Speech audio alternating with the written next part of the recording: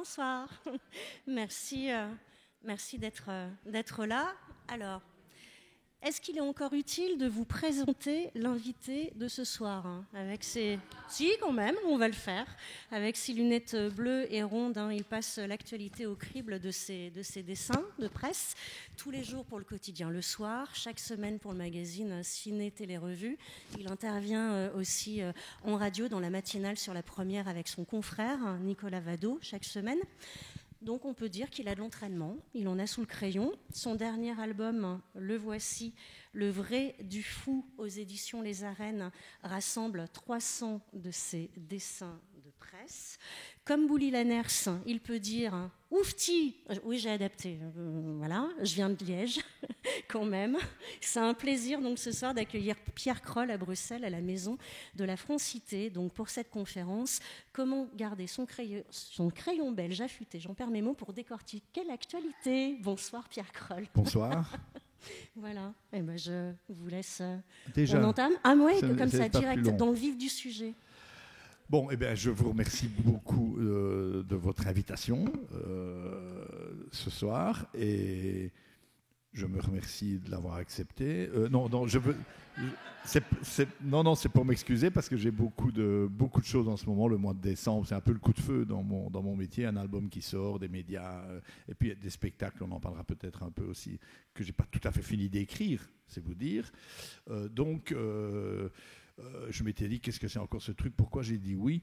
D'autant qu'il y a quelques années, on en parlera peut-être, lorsque j'ai trouvé après les attentats de Charlie Hebdo que l'on me posait trop souvent les mêmes questions et qu'on m'invitait partout dans des services clubs et autres occasions de se rencontrer pour finalement raconter tout le temps la même chose, je vais faire l'inverse. Je vais réfléchir à ce que j'ai à dire, peut-être d'intéressant et d'amusant, et je vais en faire un spectacle entre la conférence et le one-man show. Alors certains l'ont peut-être vu, j'avais fait une affiche sincère et honnête qui disait « Kroll, 10 villes, 10 dates ». Je croyais que j'aurais fait le tour de gens que ça intéresserait en racontant mes histoires 10 fois, et j'ai joué ce spectacle 85 fois. Voilà. Maintenant, celui dont je vous parle, c'est plutôt une revue de fin d'année, c'est quelque chose de plus modeste, on verra des dates plus tard. Donc, ce genre de conférence, c'est ce que je voulais quelque part éviter, parce qu'en général, c'est sympathique, c'est très bien, les gens, on se rencontre, à la fin, si on est bien reçu, on reçoit un panier de produits locaux, ou bon. Mais là, faut qu'on demande. Mais surtout, le fait de faire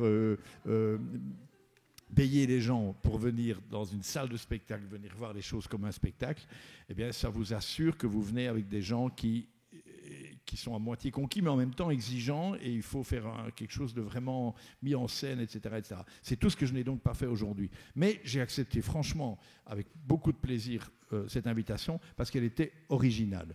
Vu que la question, à moins qu'elle ne soit qu'un prétexte, c'est qu'est-ce qu'il y a de belge, en quoi je garde mon crayon belge dans tout ce que je fais. Je peux déjà dire très vite, sans en finir là, que c'est évidemment souvent par le sujet traité, qui est souvent belge, puisque je dessine dans la presse belge, voilà, ça c'est assez évident. Mais en quoi est-ce que c'est particulièrement belge? Ça, on va peut-être chercher ensemble. Et je n'ai plus mes notes nombreuses que j'avais prises pour accompagner les dessins que j'ai choisis. Donc j'ai travaillé quand même. Mais ça va être un peu le contraire. On va regarder les dessins et voir ce qui m'inspire. Donc c'est eux qui vont me guider. Ça reviendra exactement au même. Voilà. Donc on commence par là. Juste me présenter, c'est donc pas vraiment nécessaire. Ce ne sera pas très long. Mais tout de même, puisqu'on parle de cette question belge, voilà, belge, je le suis. Et je suis presque plus fort que certains Belges, puisqu'en fait je suis né au Congo, donc ça c'est ma maman, ma sœur aînée et moi, au Congo qui était encore belge, et qui 2 ans plus tard, comme ça vous n'avez qu'à faire un calcul, 58 ans, 1960, voilà, ne l'était plus belge. Ça veut dire qu'être belge, on a dû me l'expliquer, si vous voulez, un peu plus qu'à certains d'entre vous qui sont nés à Hawaï ou à Mozambique, ou à... Voilà. Moi, en quoi j'étais belge? Parce que c'était la Belgique, c'est un peu compliqué. Mais voilà, je suis donc très belge. Et quand je suis revenu du Congo, il y a une anecdote, oui, on peut passer le dessin suivant, une anecdote que j'aime bien raconter, parce que je vais vous dire 2 choses qui me définissent un peu sur ce que je suis, mon caractère, alors pas uniquement dans la belgitude, et on y forcément reviendra, sur le fait que, voilà, quand je suis revenu du Congo, j'avais 2 ou 3 ans, J'aime bien raconter cette histoire qui a l'air d'un conte de fées, alors qu'elle est tout à fait vraie. On est revenu avant mon papa, qui essayait peut-être d'arranger des choses là-bas. Il n'était pas administratif colonial, il était agronome tropical dans la brousse. Et on est rentré, ma sœur aînée, que vous avez vue, et moi, avec ma maman, à Bruxelles. C'était l'hiver, il faisait froid, c'était un traumatisme pour des petits-enfants. Et surtout, on avait peur, nous, ma sœur et moi, de ce monde-là, où il n'y avait que des Blancs. Je vous assure que c'est vrai, ma mère nous l'a raconté 100 fois. On était terrorisés, il y avait des Blancs partout qui attendaient à Zaventem leur famille, etc. Et tout le monde était blanc. Et un petit enfant, ça voit son environnement, les gens sont noirs sur la terre, sauf papa et maman, mais ils n'ont pas de couleur. Voilà. Et alors, on est allé voir le Saint-Nicolas à l'Innovation, ici à Bruxelles. Et c'est ça qui est extraordinaire, je trouve, dans cette histoire. J'en ai des souvenirs, bon, je ne veux pas vous mentir, vagues, mais on me l'a raconté tellement de fois, et ma sœur aînée, un peu plus grande, s'en souvient bien.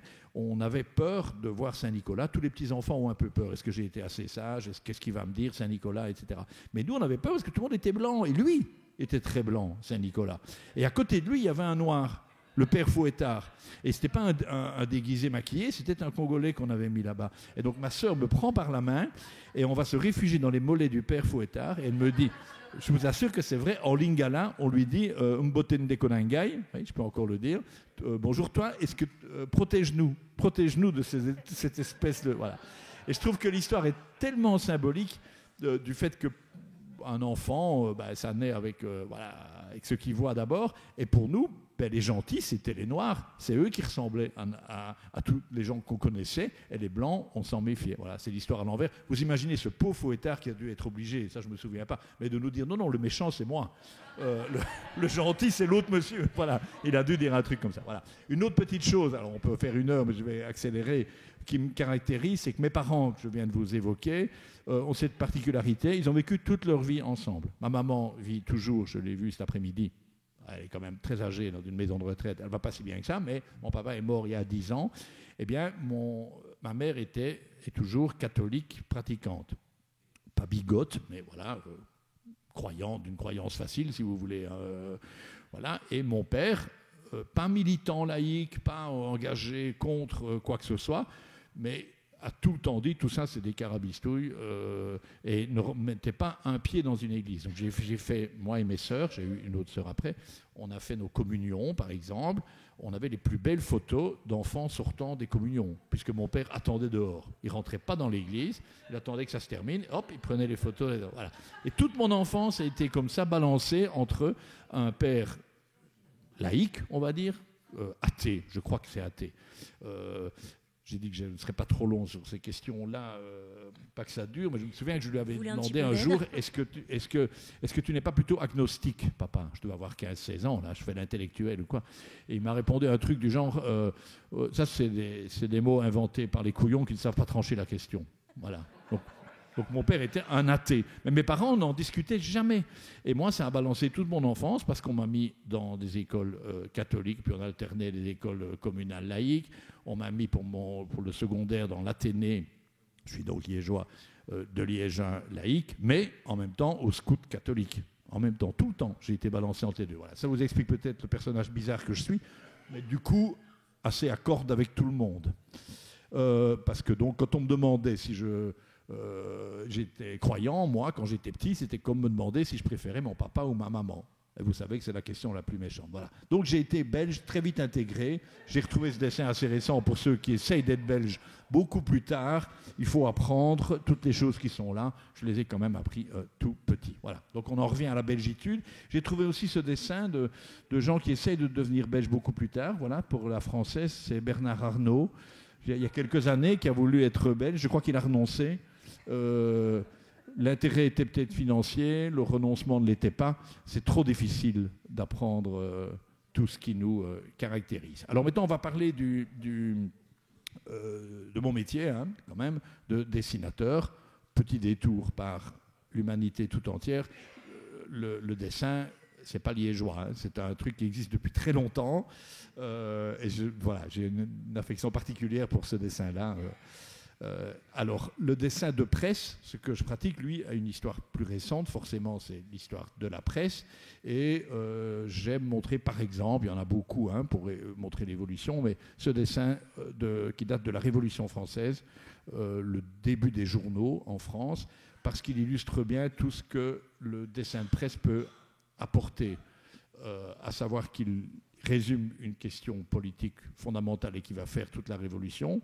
Le paysan, non, restons une seconde sur le précédent, si tu veux bien, le paysan suivant, le paysan, ici c'est un dessin de 1790-90, quoi, quelque chose comme ça.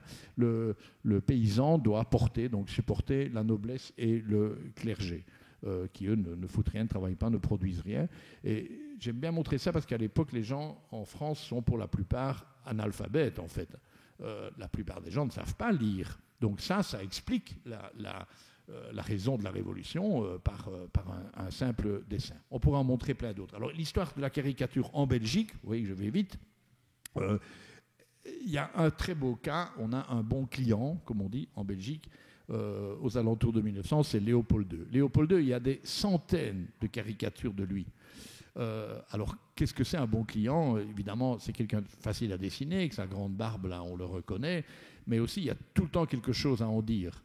Entre autres, même dans son cas de sa vie privée, enfin du mélange entre sa vie privée et son règne, on va dire son métier de roi, il avait des maîtresses partout, Léopold II, vous savez ça. Et donc des caricatures comme celle-là étaient assez nombreuses, ou celles-là, elles sont d'époque, c'est des caricatures dans des journaux de l'époque. J'aime aussi bien montrer la suivante qui concerne plutôt sa politique coloniale et qui est très dure. C'est lui qui est pendu, vous voyez, avec les mains coupées. On ne va pas refaire toute l'histoire. Quand je dis que j'aime montrer cette caricature, c'est juste parce qu'on dit souvent aujourd'hui comment se permet-on des choses aussi cruelles que dans Charlie Hebdo, etc. etc. En 1900, on faisait déjà des journaux comme ça et des caricatures comme ça. Ce n'est pas même aujourd'hui qu'on osera le faire, vous voyez. Et puis ce dernier dessin aussi impressionnant dans ce qu'il osait, c'est des journaux satiriques, ce n'est pas la presse catholique dominante, mais des journaux satiriques très distribués. Et celui-là, c'est à la mort du roi. Vous voyez qu'il est à poil, excusez-moi, et qu'il sème des enfants un peu partout. Fini les semailles parce qu'il a des enfants naturels. On en a un peu perdu la trace. Mais j'aime dire, pour être un peu impertinent aussi, qu'apparemment c'est dans la famille de faire ça. Vous avez remarqué. Alors, la caricature, ça peut donc avoir une fonction politique très engagée, comme les dessins révolutionnaires, plus ou moins avec Léopold II. Je ne crois même pas que c'est des dessins anti-royalistes, c'était des dessins qui se moquaient de la personne du roi. Il y a une espèce de défouloir dans la caricature, il y a une espèce de... on se venge de quelque chose, peut-être des impôts qu'on paye, mais il y a quelque chose de jubilatoire à se moquer des puissants. Et pour ça, il y a des moyens, des méthodes. Et quand on dit caricature, surtout les enfants pensent très souvent à se moquer du physique des gens. Et j'insiste, dans mon cas en tout cas, et chez les meilleurs caricaturistes, le physique, on doit l'utiliser que lorsque ça signifie quelque chose. Dans ce dessin qui date déjà un peu, je voulais moquer l'arrogance, la prétention, par exemple, du président français Sarkozy à se vouloir un président qui rentre dans l'histoire, alors que... De Gaulle était juste plus grand, voilà, bon, vous avez compris, pas besoin de vous expliquer.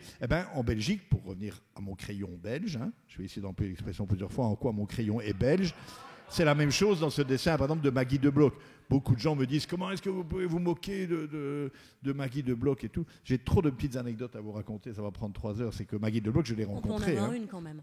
Oui, je l'ai rencontrée après l'avoir déjà dessiné beaucoup de fois. Et j'avais un peu pas peur, on fait le métier qu'on fait, on assume, voilà, si on a peur d'un virage, on ne fait pas de la course automobile. Bon, voilà, je sais bien que je vais tomber parfois sur eux. Bon, je tombe sur elle. Et qu'est-ce qu'elle me dit? Avec un petit accent flamand magnifique. J'adore vos dessins, Monsieur Kroll, avec toutes mes rondeurs.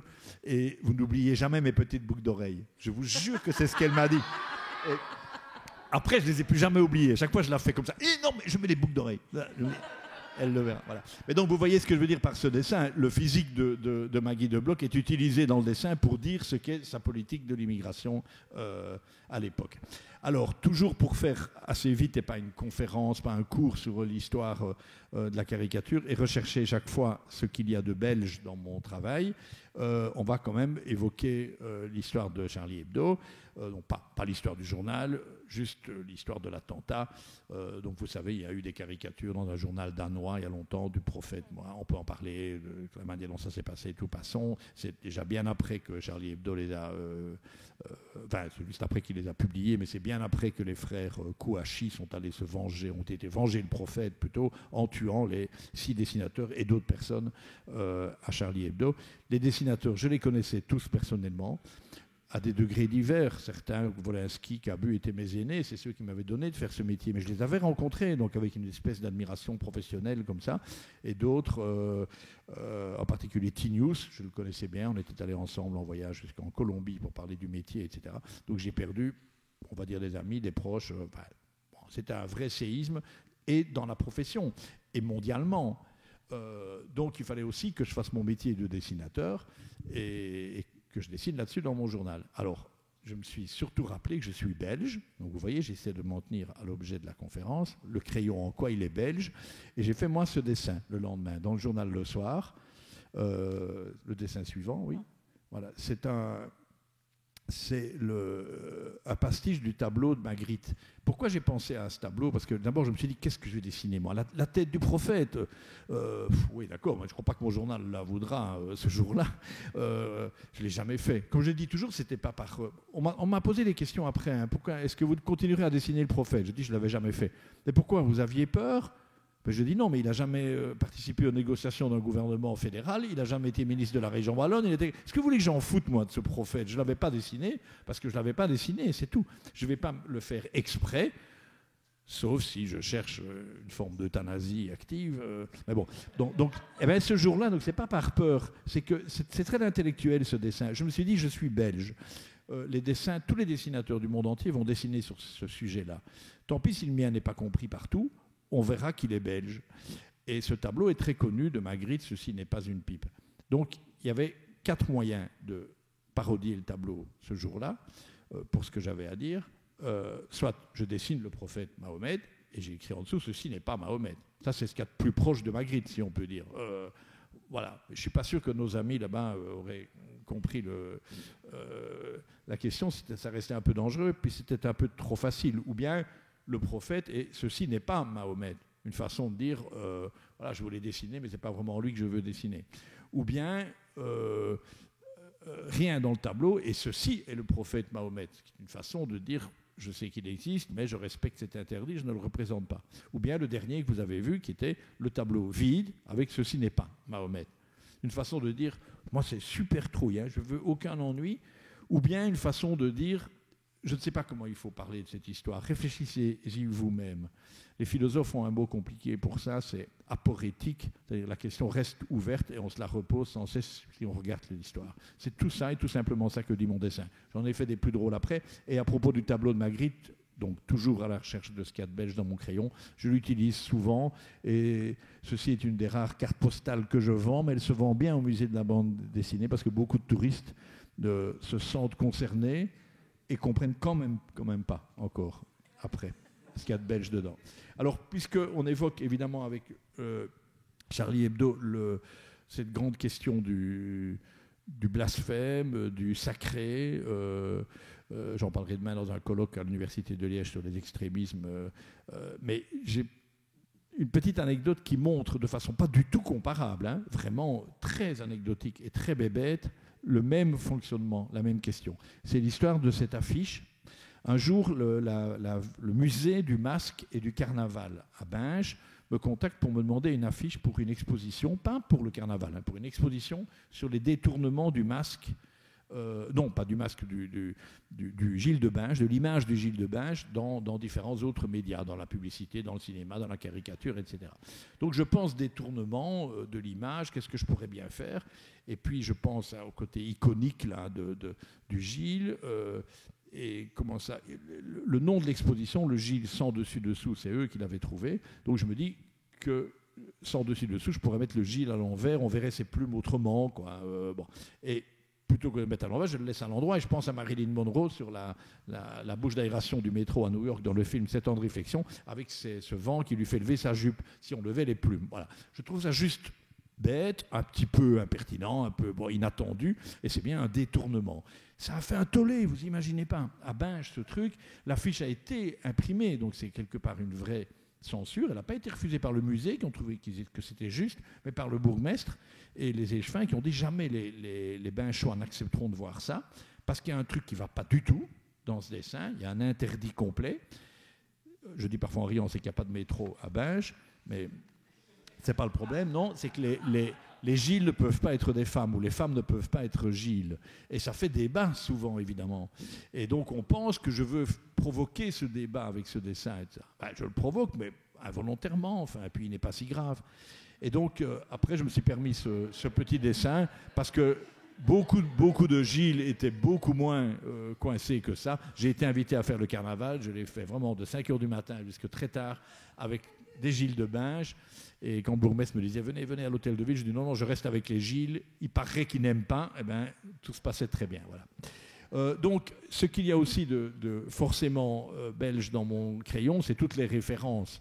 Et j'ai raconté cette histoire du sacré, donc vous voyez la comparaison que je peux faire avec le prophète, si j'ose dire, c'est qu'il y a des gens et des sujets, peut-être vous aussi, parmi vous, tout le monde, tous, qui sont sacrés, quoi, pour les uns et pour les autres.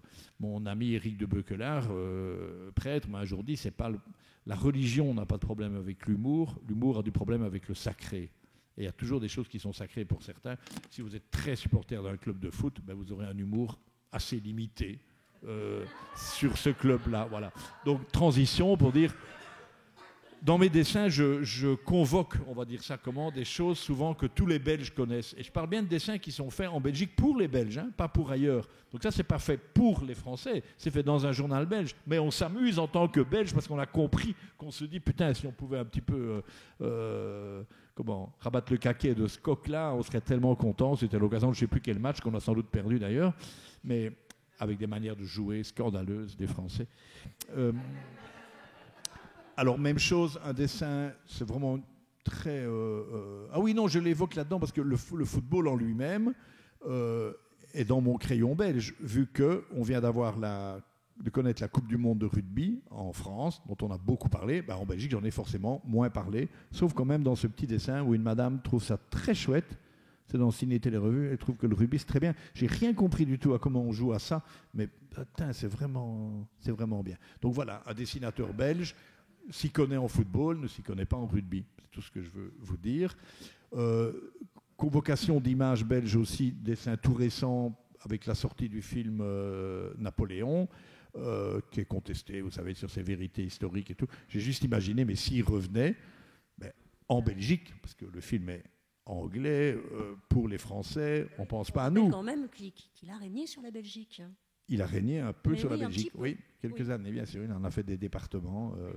Et putain, je viens du département de l'Ourthe. Donc voilà, devant évidemment la butte de Waterloo, c'est un clin d'œil. On sait tous, nous, que c'est une défaite. Les Français ont oublié. Je ne sais pas ce que c'est Waterloo, j'y suis jamais allé. Est-ce que ça existe ? On a fait un gros tas là-bas, voilà, un gros tas. Très accessoirement, pour vous dire que c'est des choses destinées...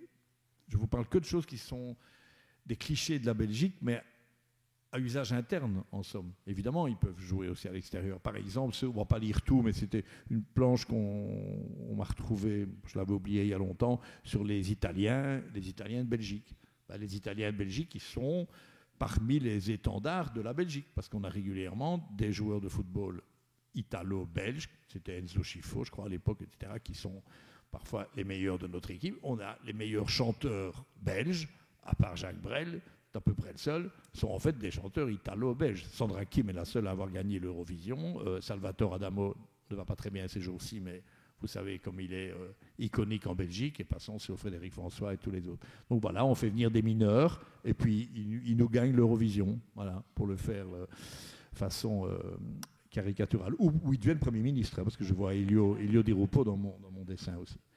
Alors, quelque chose qui est très, très belge, j'ai découvert en réfléchissant pour vous, à cause de vous, Qu'est-ce qu'il y a de belge dans les cartoons que je fais? Eh bien, je suis convaincu qu'il y a cette convocation des personnages de bande dessinée, souvent. Ils sont connus en dehors de la Belgique.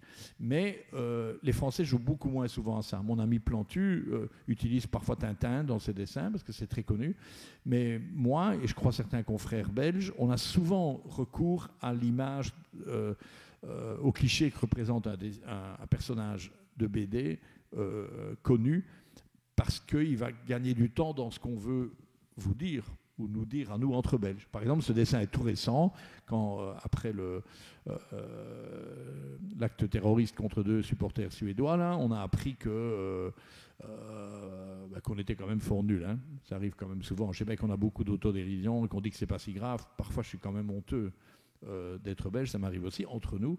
C'est-à-dire quand on entend 2 ministres successifs venir dire on a du mal à renvoyer les étrangers poursuivis parce que les pays n'en veulent pas, et qu'on apprend que la Tunisie attend depuis des mois ce type-là, qui était condamné à 26 ans de prison à faire là-bas, le dossier, on l'avait perdu, on l'avait égaré et tout. Donc je me dis, si on mettait Gaston Lagaffe au pouvoir, à la justice ou quoi, on ferait peut-être pas pire. Dans l'international, même chose, quand je vois à quoi risque d'être condamné, vu leur système judiciaire qui additionne les peines, Donald Trump, l'année prochaine, ou bien il est président, ou bien il va se ramasser 400 et des ans de prison. Donc qu'est-ce que je fais? Je prends l'image des Dalton, et comme souvent j'aime bien dans mes dessins, ça peut être cash comme ça, direct, c'est une image très simple, comique, voilà, on le voit en bagnard. Soit on s'amuse à chercher, en fait, Trump, est-ce qu'il ressemble plus à...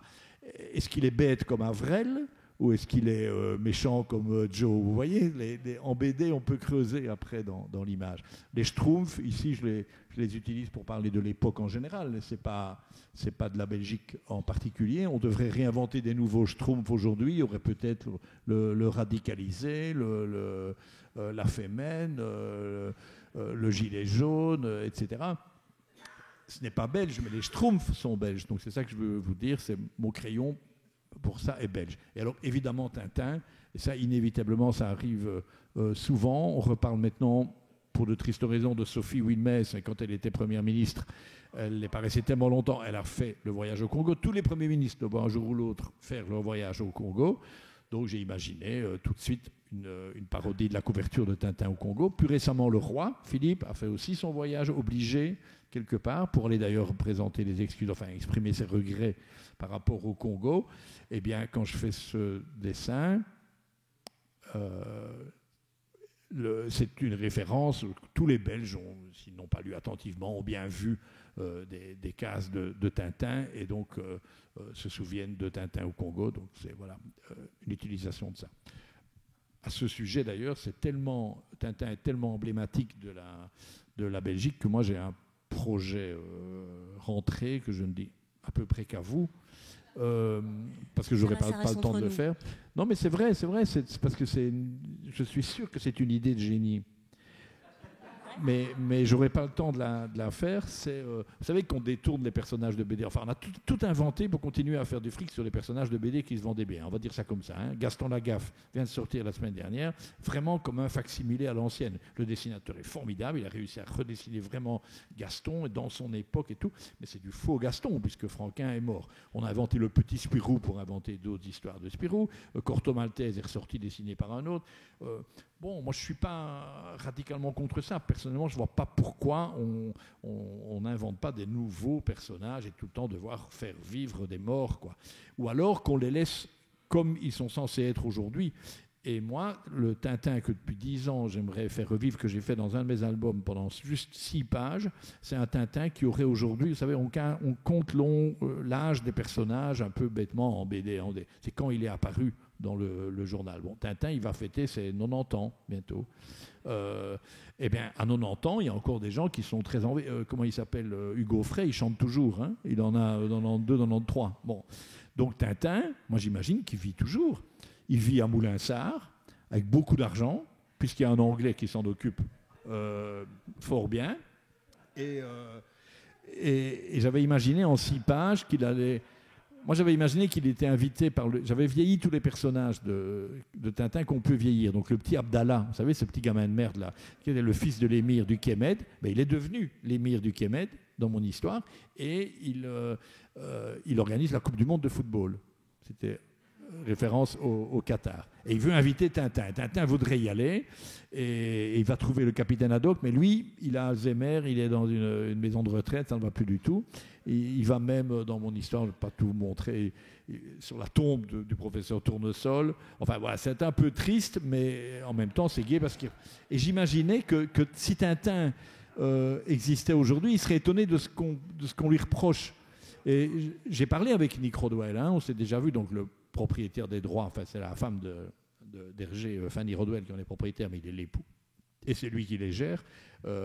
Et par exemple, c'est un personnage compliqué, c'est juridiquement très compliqué parce qu'il ne se contente pas de gérer les droits sur l'image de Tintin, il a déposé comme des marques tout ce qui pourrait l'être, le château de Moulinsart, le look de la fusée, le nom des personnages, etc.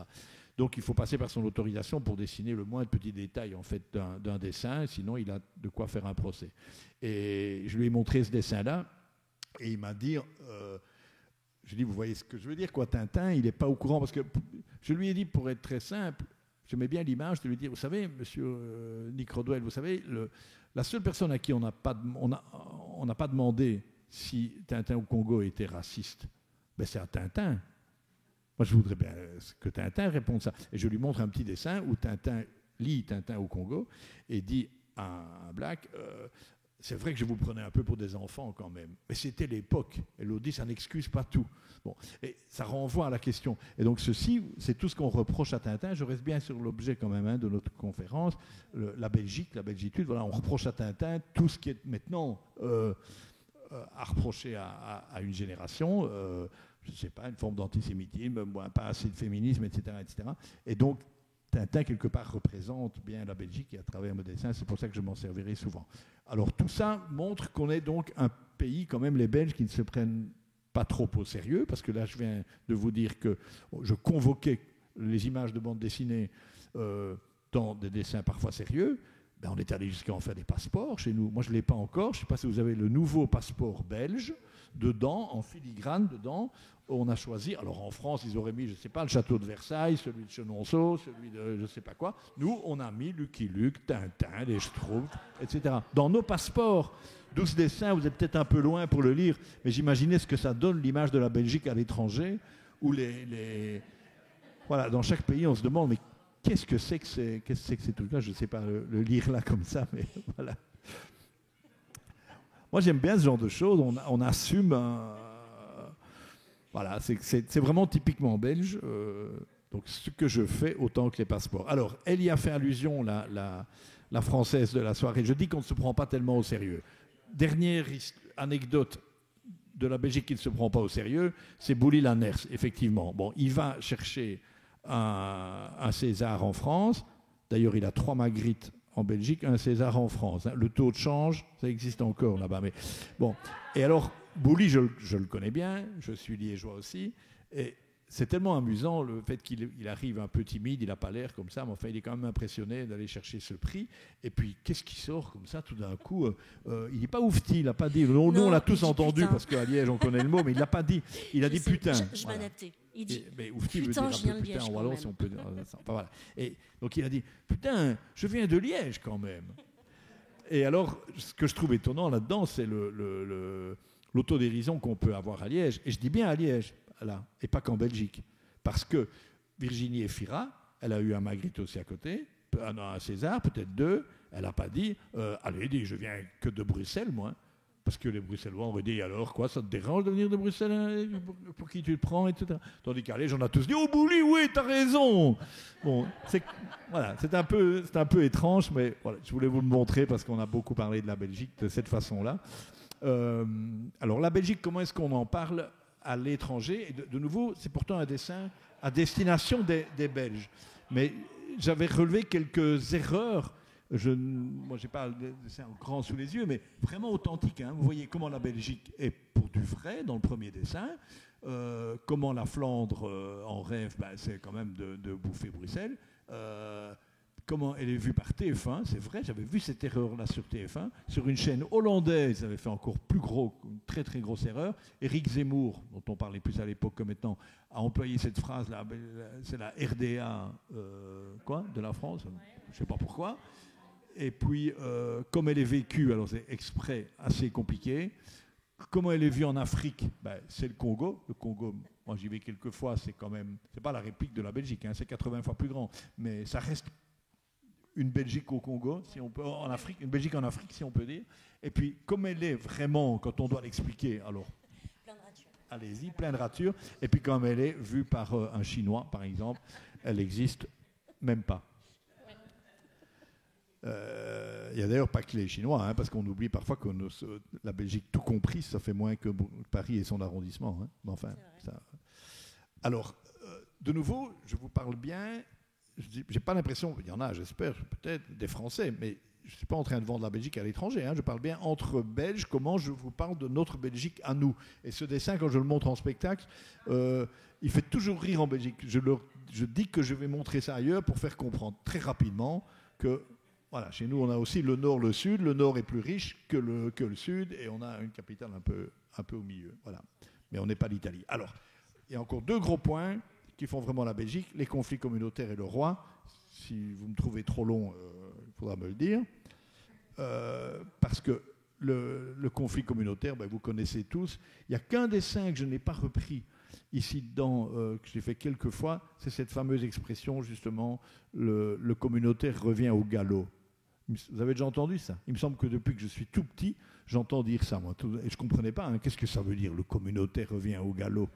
Parce qu'on croyait avoir oublié pendant 6 mois, 1 an ou 2, des problèmes communautaires, et ils reviennent tout le temps. Voilà, parce que nous sommes donc deux peuples. Hein. Je ne suis pas nécessairement de Wever quand je dis ça, mais c'est pas tout à fait faux. Et que donc dessiner la Belgique, la vraie, comme on la connaît, même pour des Belges, c'est pas une chose évidente. J'ai ce dessin, je ne sais plus où j'ai osé publier ça. Mais voilà, on a deux grosses fesses. Il y a Bruxelles qui essaie d'exister et de dire que Bruxelles est essentielle. Enfin, c'est le genre de dessin où j'aime bien que vous imaginez ce que vous voulez. Voilà, et c'est un peu provocateur et puis on réfléchit. L'image de la Belgique, je pourrais aussi la résumer comme ça. Hein. Au fond, on s'aime, mais il y en a qui veut bouffer l'autre ou pas. Enfin, je sais pas. Ouais. Non, je vous les montre sans trop de commentaires. C'est juste pour dire que mon crayon belge, c'est dessiner le coq et le lion. Voilà. Si je le fais à l'étranger, je dois expliquer ça. Évidemment, personne ne sait que le lion incarne la Flandre. Et voilà. Nous, entre nous, nous le savons bien. Ça, c'était les deux mentalités. C'était pendant le coronavirus, par exemple. Ici, c'est plus le lion et le coq, mais c'est facile avec le drapeau. Mais tout ça, donc, encore une fois, c'est de chez nous. Ou alors ceci, parce que ça se termine quand même très souvent comme ça. Le suivant. On se demande au fond qui a vraiment envie que ça explose un jour. Hein. Ceux qui en ont plus envie, mais si ça peut arriver quand même, ils en auront un peu peur. Et puis, enfin voilà. Vous voyez que je ne suis pas gentil avec la Wallonie qui est fatiguée.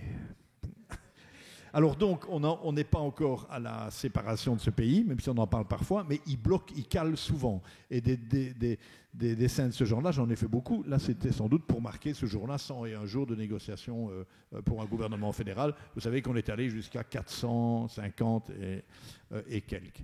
Et c'est toujours bien, donc de nouveau, des dessins belges pour belges, quoi. Vous comprenez ce dessin. Les Français, il faut chaque fois leur expliquer. Ils vous répètent tout le temps, vous l'avez entendu. Hein. Ah, comment vous êtes arrivés à rester pendant 2 ans sans gouvernement? Mais on en a 7 des gouvernements, mon chou. Il y en a un qu'on ne savait pas former, mais ils ne peuvent pas comprendre que les écoles ne dépendent pas du gouvernement fédéral, et que, etc. Voilà, parce que ce n'est pas un pays construit comme ça. En Belgique, on fait des coalitions, autre chose que les Français ont du mal à comprendre. Et on n'est pas le seul pays. L'Allemagne, la Hollande, l'Italie, Israël, beaucoup de pays font des coalitions avec ce système, vous connaissez. Hein, la France est en 2 tours, à la fin il y a un seul gagnant. Bon, pas chez nous. Mais ce que je ne connais qu'en Belgique, c'est de baptiser à chaque fois les coalitions d'une manière inventive. On ne sait jamais qui a trouvé. C'est un journaliste, quoi, en général. C'est jamais le Premier ministre. Hein. C'est un journaliste. On ne dépose pas le nom. Mais un jour, on dit, ça va être... Voilà, j'en ai repris quelques-unes. Moi, j'en ai fait un Kama Sutra. Et nous, on n'a pas de coalition, mais c'est la cohabitation. Voilà. La cohabitation, oui, mais c'est pas la même chose. Non, c'est faire cohabiter deux gens qui ne s'entendent pas sur le même programme. Compliqué. Nous, à la fin, ils font théoriquement le même programme de mariage, quoi. Mais il y a des mariages à 3, à 4, hétéro, homo, tout ce qu'on veut. C'est un peu... Et à l'époque, en plus, c'était particulièrement vrai parce qu'il y avait une présidente de parti, Joël Milquet, il y avait un homme homosexuel, Elio Di Rupo, qui présidait le PS. Voilà.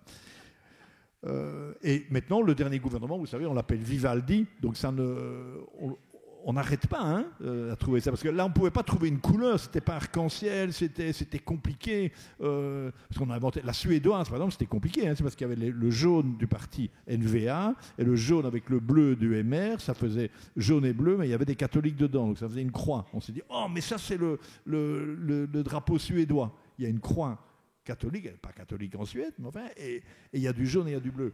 Et Vivaldi, vous savez ce qui est arrivé, il y a 4 familles politiques, ça fait quand même beaucoup dedans, est-ce qu'ils vont s'entendre pour jouer la même musique et tout? Ah oui, ça va être les 4 saisons, 4 saisons, Vivaldi.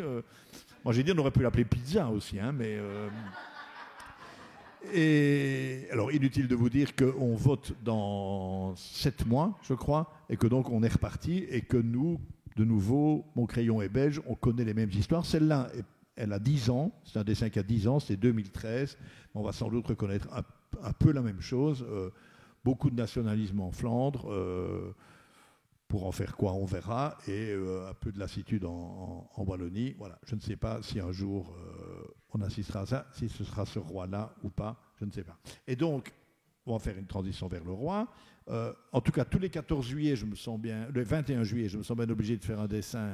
C'est un beau lapsus dans la maison de la France. 14 juillet, pas mal. Mais c'est-à-dire que c'est parce que j'ai enlevé les dessins où je fais une comparaison. Parfois, je fais une comparaison entre le 14 juillet et la semaine suivante, la nôtre. C'était sans doute le cas un peu dans ce dessin où nous, on est un peu pauvres. Il n'y a pas grand monde qui va voir le défilé. Et le défilé, c'est le roi qui est bien obligé d'être là. C'est la Flandre qui est assez fière, qui est en tout cas riche.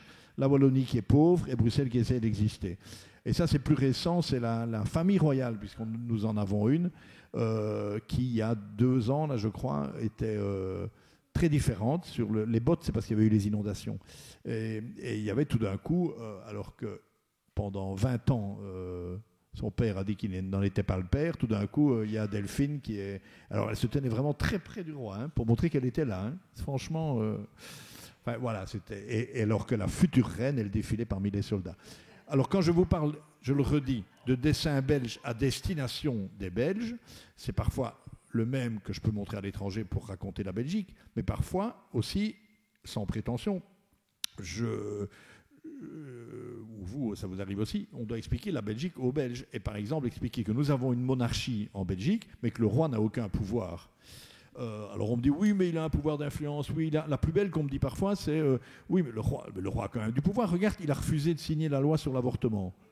Qu'est-ce qu'on a fait pendant 48 heures? On a dit qu'il n'était pas bien dans sa tête, et on a fait passer la loi et puis on l'a remis après.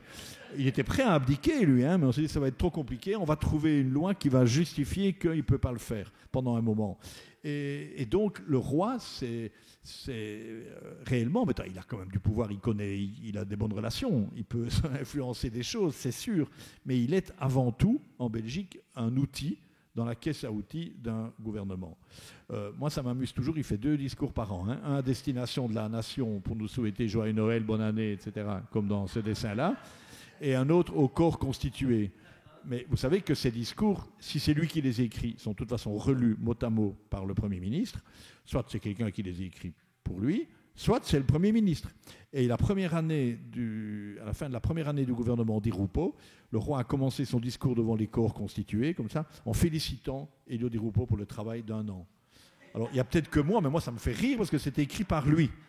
Et l'autre est obligé de lire ça. Voilà. C'est ça le roi en Belgique. Je ne le méprise pas du tout en disant ça. Je crois que notre système est très, très créatif et je ne vois pas comment on pourrait mettre autre chose. Donc je ne suis pas royaliste, mais en Belgique, oui, je ne sais pas comment dire ça. Mais en fait, c'est important à rappeler. Et puis aussi de rappeler parfois, alors ça étonne parfois des Français qui n'ont plus de roi, que on peut s'en moquer aussi.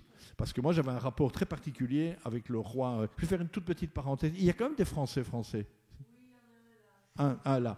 J'ai un mot, enfin, un peu de vulgarité en français, ça passe. En France, ça passe bien. En Belgique, c'est plus difficile. Donc, avec un peu de vulgarité, moi, j'explique, je crois, assez bien la différence entre le système présidentiel et monarchique belge. C'est-à-dire qu'en France, vous avez coupé la tête de votre roi. Bon.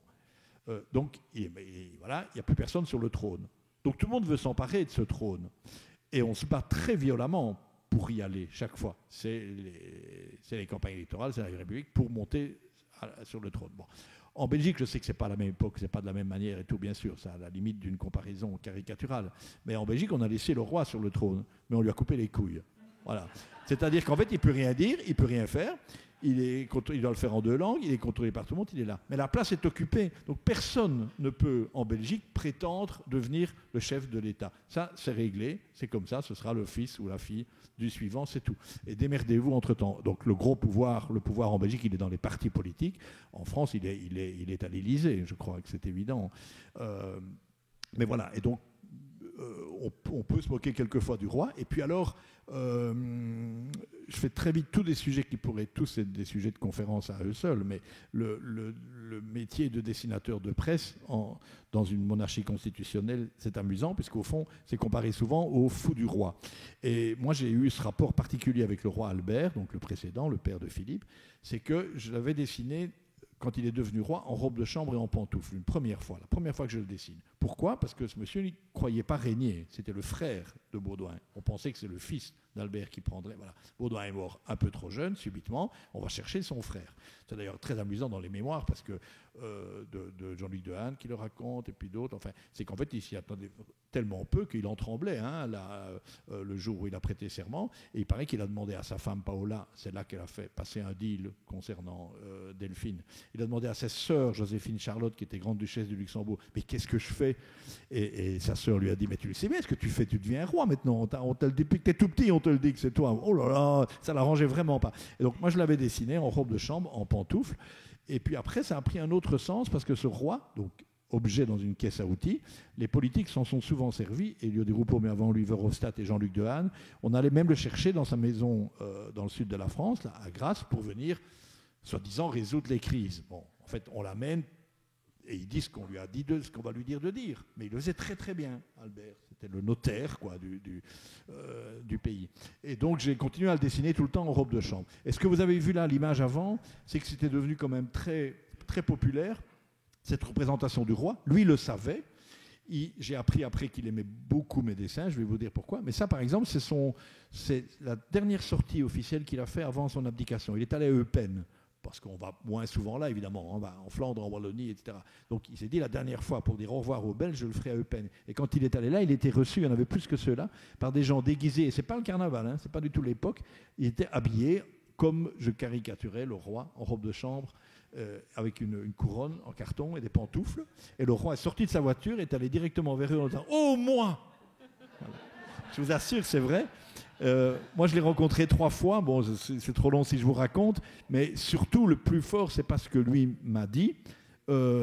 C'est ce que son chef de cabinet m'a dit, M. Vanny Perzel de Striou. 2 fois, il m'a dit « Monsieur Kroll, je dois vous faire une confidence. » Attends, je peux le dire, il ne règne plus. Le roi se retrouve dans tout ce que vous lui faites dire. Je dis, écoutez, n'exagérez pas. Si, chaque fois qu'il voit un de vos dessins, il dit, Kroll, il a compris. Mais le roi, il ne peut pas s'exprimer tout haut. Donc, qu'est-ce que je lui fais dire ? Qu'il aime peut-être moins les nationalistes flamands, ou qu'il n'aime pas trop non plus le PTB, ou je sais pas, enfin, c'est pas toujours très compliqué. Mais du coup, je me disais, mais alors, quand j'ai dessiné avant ça, le roi Albert qui pense ça, de sa succession, est-ce que j'ai vu juste aussi ? Bon, parce qu'on se posait beaucoup de questions sur ce malheureux Philippe. Ou pire encore, quand le roi pense à Delphine Boel, est-ce qu'il pensait comme ça ? Bon. Eh bien, quand je vous parle de rôle de fou du roi, c'est que moi j'ai vu le roi rire de ces dessins-là. Bon, c'était pas un copain, il venait pas manger chez moi samedi soir à l'improviste. Quand je dis que je l'ai rencontré, c'était fort organisé. Mais réellement, il suivait mes dessins. Et vous savez, le rôle du fou du roi, c'est de pouvoir dire au roi ce que d'autres ne peuvent pas lui dire, et peut-être parfois de dire au peuple des moqueries sur le roi sans se faire tuer ni par l'un ni par l'autre. Voilà, par exemple, vous savez que je sors des albums tous les ans. Il y en a un là, c'est le dernier. Oh, attends, je ne suis pas venu ici pour faire du commerce, c'est pas ça.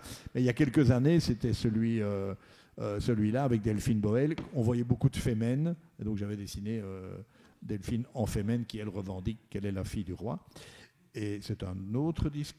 Une autre conférence, si vous voulez, un jour sur les interdits, Facebook, tout ça. Tout le monde m'a interdit cette couverture en disant que le livre était pornographique. Donc maintenant, les princesses, on les voit plus. On est devenu un peu plus people en Belgique. Pas encore très fort, hein, mais un peu plus à l'anglaise.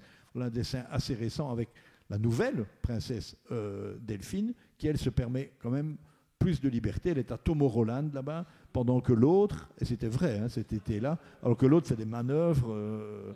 C'est pas un cadeau d'être roi ou reine, ou futur roi ou reine. Quand je vous disais que le roi... Mais ça offre des belles rencontres. Voilà, c'est une belle rencontre. Vous voyez que le roi rit, franchement, je ne l'oblige pas. Et c'est pas un dessin, c'est pas Spirou que je lui montre, c'est des caricatures politiques de lui. Et d'ailleurs, quand je suis méchant, je dis que cette photo est historique, vraiment historique, parce que Paola sourit. Voilà. Et là, voilà, bon, on peut du terminer coup, là-dessus. Comme on est aujourd'hui, le surlendemain d'avant-hier, Ouais. je me devais de vous montrer celle-là, puisque avant-hier, j'ai enfin été présenté une fois au roi Philippe et à Mathilde. Et même chose, c'est ce livre-là que je leur montre. Et ça se passe... Ça s'est très bien passé. C'est même drôle parce que le caricaturiste dans un journal, on dit souvent qu'il a de l'importance pour le flatter un peu, etc. N'empêche que quand on prend des décisions importantes dans le journal, on ne m'appelle pas, il ne faut pas croire. Ça reste un comique. Mais quand le roi vient visiter le journal, on lui parle à la rédaction, l'international, etc. Et il regarde tout le temps comme ça parce qu'il sait dans son programme qu'il va me voir. Et il se dit que ce sera quand même le moment le plus comique. Je vous assure. J'étais le dernier, moi, à lui parler. Mais voilà, ça s'est passé quand même... vraiment de façon très sympathique. Et qu'est-ce qu'il vous a dit alors justement? Qu'est-ce qu'il m'a dit? Ouais. Alors, normalement, il paraît qu'on ne peut pas raconter. Non, c'est quand on est ministre, ça. Mais il ne dit pas grand-chose entre nous. Son père était beaucoup plus loquace. Le père était drôle parce qu'il avait Albert. La première fois que je l'ai vu, je lui offre un de mes albums. Et derrière, je mettais, comme dans Tintin, tous les anciens, là, vous savez, les anciens albums publiés. Et il a fait comme les enfants. Il m'a dit: ah oui, celui-là je l'ai, celui-là je l'ai, celui-là je l'ai pas, celui-là je connais pas, celui-là je l'ai, celui-là je l'ai. C'était très drôle. Philippe, non. Il m'a demandé si je me dessinais parfois moi-même. C'est à peu près tout. Mathilde, un peu plus. Ouais. Ce qui est embêtant, c'est qu'on ne peut pas leur poser de questions.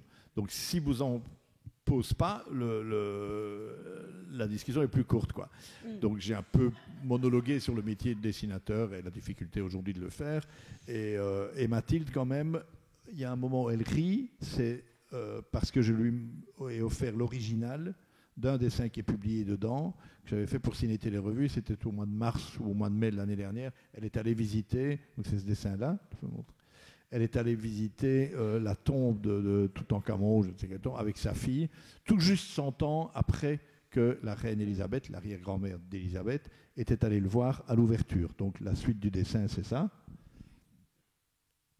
C'est un dessin en deux cases, quoi. Voilà. Et j'ai fait Elisabeth qui était encore dans la tombe. Alors, je sais même... C'est pas méchant, mais honnêtement, si on remonte à la photo, je peux dire qu'en fait, Mathilde rit, et puis Mathilde explique le dessin à Philippe. Voilà. Je n'irai pas plus loin, mais... Je n'irai pas plus loin, mais c'est vrai, hein. Voilà. Ça se voit sur l'image, quoi. C'est vrai. Ça se voit. Elle rigole, il parle bon, pourquoi? Il dit regarde, c'est la reine Elisabeth. La momie, là? Oui. Et il a lu la phrase, elle dit et des nouvelles de la Belgique. Est-ce qu'il y a des nouvelles de la Belgique? Voilà, il a lu tout haut. Il doit encore lire tout haut. Non, c'est pas vrai. Mais, Voilà. Merci donc, beaucoup. C'est un métier qui mène quand même. Mais je crois que c'est la dernière fois, parce qu'il vient une fois le roi vient sur un règne, il vient une fois visiter un journal, une fois un autre. Oui. Voilà, Faut se tenir prêt. Donc, je ne sais pas ce que j'ai encore après. Et voilà. Bon, en fait, c'est fini. C'est terminé pour le moment. On peut déjà voir. Et il n'y a pas une conclusion, il n'y a pas un dessin de conclusion. Si. Je voulais. On va Si. En fait, on va arrêter. Alors, parfois, le crayon est belge parce que je raconte des histoires belges. C'est ce que j'avais dit au début, tout simplement à destination des Belges. Donc très vite, je montrais l'affaire du trou. Ça a été évidemment un séisme dans ce pays et donc dans mon métier aussi.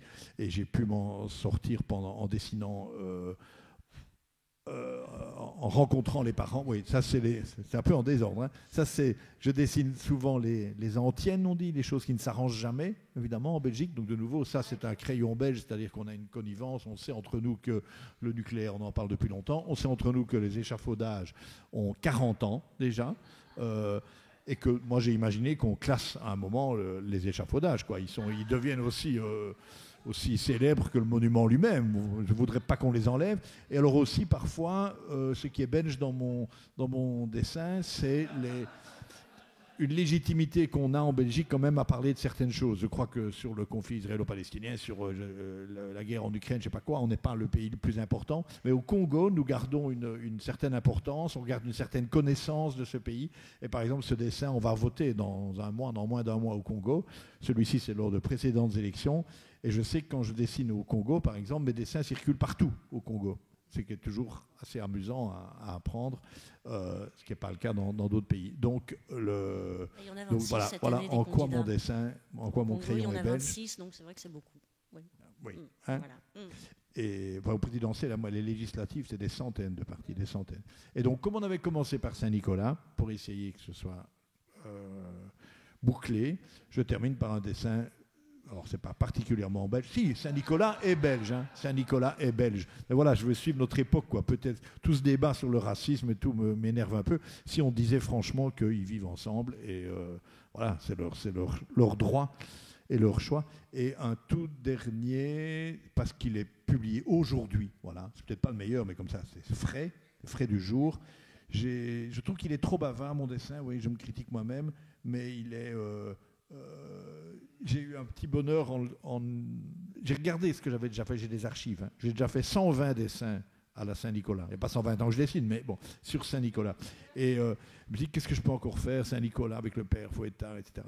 Et puis, comme on parle de réenchanter de ce monde, que l'actualité est particulièrement sombre en ce moment, etc., je vous jure que je me suis réveillé, la nuit, ça arrive comme ça, avec cette idée de dessin, comme un enfant, en me disant, si on inversait l'histoire, si en fait le grand mensonge à propos de Saint-Nicolas, ce n'est pas comme vous avez presque tous fait, été obligé un jour de dire aux enfants qui n'existaient pas, mais justement qu'en fait il existe toujours, réellement, vraiment, et qu'on doit faire croire aux enfants qu'ils n'existent pas pour qu'ils deviennent des adultes. Voilà. Je ne sais pas si vous me suivez ou si j'ai perdu.